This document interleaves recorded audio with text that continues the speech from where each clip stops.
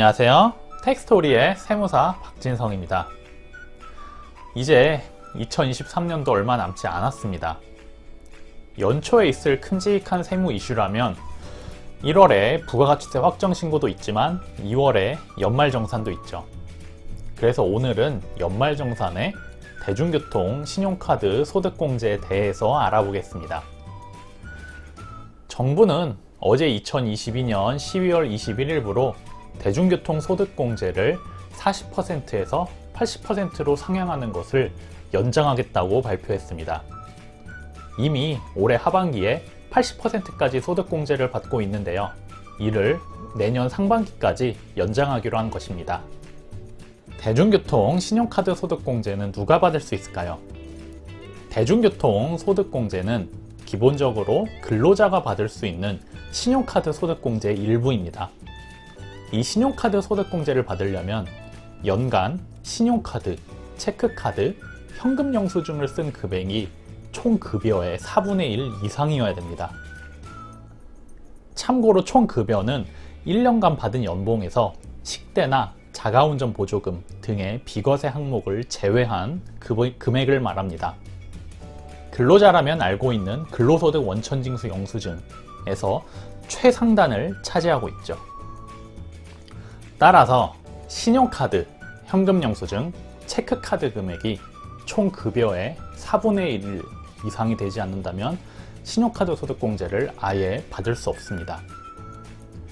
예를 들어서 총 급여가 5천만 원인 가상의 인물 A씨를 예를 들어서 설명해 보겠습니다. 이 A씨의 경우에는 5천만 원의 4분의 1인 1250만 원, 사용금액이 1250만 원에 미달이 된다면 신용카드 소득공제를 받을 수 없겠죠. 하지만 이 신용카드, 현금 영수증, 체크카드 사용 금액은 본인뿐만 아니라 수입이 없는 가족의 카드, 현금 영수증 사용 금액도 포함이 됩니다. 그래서 상대적으로 미성년자 자녀가 있는 기혼자가 유리하다고 볼 수 있겠습니다. 그럼 신용카드 소득공제는 얼마까지 받을 수 있을까요?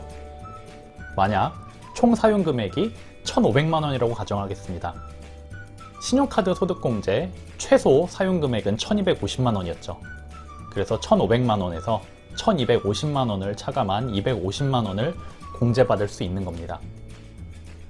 이 중 대중교통 사용 금액이 상반기 80만 원, 하반기 80만 원이라고 가정을 해보겠습니다. 원래 같으면 총 사용 금액의 160만 원의 40%인 64만 원을 공제받을 것을 이제는 상반기 80만 원의 40%, 하반기 80만 원의 80%를 더한 금액인 96만 원을 공제받을 수 있는 겁니다. 하지만 이는 세금이 줄어드는 것이 아니라 소득이 줄어드는 것입니다. 위에서 대중교통 사용 금액이 160만 원일 경우 소득공제 금액은 96만 원이라고 말씀드렸을 것입니다. 하지만 가끔 이를 보고 세금 96만 원이 줄어드는 것이 아니냐라고 말씀하시는 분들이 계십니다. 이는 가상의 인물 A씨의 납부세의 계산 내역입니다. 공제를 보시면 소득공제와 세액공제가 있는 것을 아실 수 있습니다. 세금이 줄어든다는 것은 과세표준에서 세율이 적용된 이후인 세액공제를 말하는 거고요. 신용카드 소득공제 같은 경우에는 세율이 적용되기 전에 공제라서 사업으로 비유를 하자면 비용 96만 원이 더 지출된 것으로 비유하면 되겠네요. 따라서 소득공제는 과세표준이 줄어드는 것이고 그래서 96만 원일 경우 실제 세금이 줄어드는 금액은 96만 원에서 세율 15%가 적용된 금액이라고 보면 되겠습니다. 이상 대중교통 신용카드 소득공제에 대해서 알아보았습니다. 잘 이해가 되셨으면 좋겠네요. 그럼 크리스마스 잘 보내시고 지금까지 텍스토리의 세무사 박진성이었습니다. 감사합니다.